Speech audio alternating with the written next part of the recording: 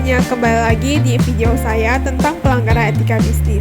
Hari ini saya akan membahas beberapa contoh pelanggaran etika yang sering terjadi dalam dunia bisnis dan dampaknya yang sangat signifikan. Yang pertama yaitu Badan Pengawasan Obat dan Makanan atau BPOM telah mengambil tindakan tegas dengan mencabut izin edar 15 obat sirup dari dua perusahaan farmasi, yaitu PT Cirobos Pharma dan PT Samko Pharma. Pencabutan izin tersebut dilakukan karena obat sirup yang diproduksi oleh kedua perusahaan tersebut mengandung cemaran zat kimia yang berbahaya seperti etilen glikol dan dietilen glikol yang dapat menyebabkan gagal ginjal akut. Tindakan ini diambil setelah BPOM memberikan sanksi administratif kepada kedua perusahaan tersebut, yakni pencabutan sertifikat cara pembuatan obat yang baik. BPOM juga menemukan bahwa 6 perusahaan farmasi lainnya juga memproduksi sirup obat dengan kadaran cemaran yang melebihi ambang batas aman. BPOM telah memerintahkan ke-6 perusahaan tersebut untuk menghentikan kegiatan produksi dan distribusi semua sirup obat serta memberikan surat persetujuan izin edar semua produk sirup. Selain itu, BPOM juga mencatat obat-obat sirup yang dicabut izin dari PT Cirobos Pharma dan PT Samko Pharma.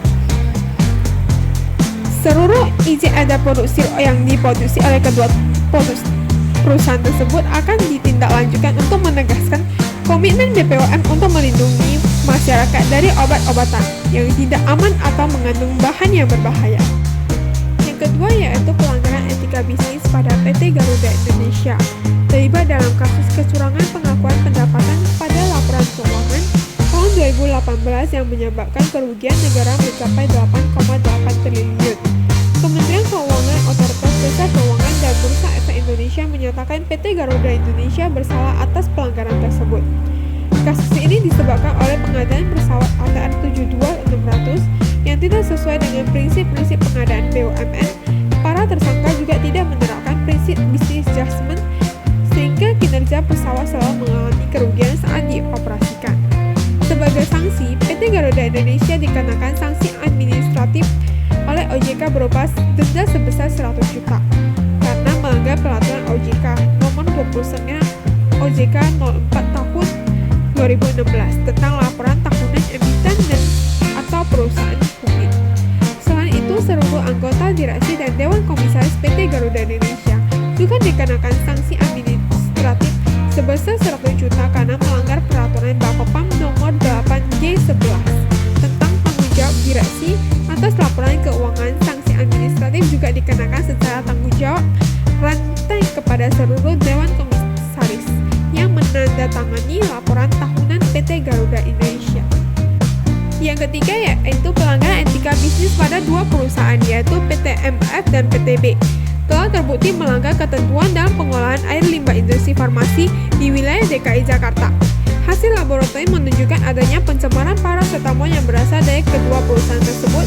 Di Teluk Jakarta, Dinas Lingkungan Hidup Provinsi DKI Jakarta kepemimpinan Kepala Asep Kuswanto telah melakukan investigasi dan verifikasi terhadap perusahaan-perusahaan yang diduga sebagai sumber pencemaran ini, terutama yang berlokasi di Jakarta Utara.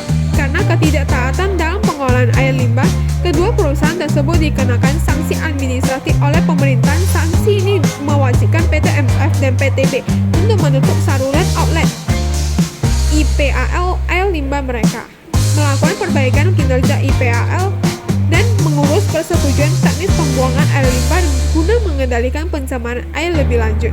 Sanksi administratif yang diterapkan oleh PT MF diatur dalam Keputusan Keuangan Kepala Dinas Lingkungan Hidup nomor 672 tahun 2021, sedangkan PTB diatur dalam Keputusan nomor 671 tahun 2021. Penerapan sanksi ini berdasarkan UUD nomor 32 tahun 2009 tentang pelindungan dan pengolahan lingkungan hidup serta peraturan pemerintahan nomor 22 tahun 2021 tentang penyelenggaraan dan pelindungan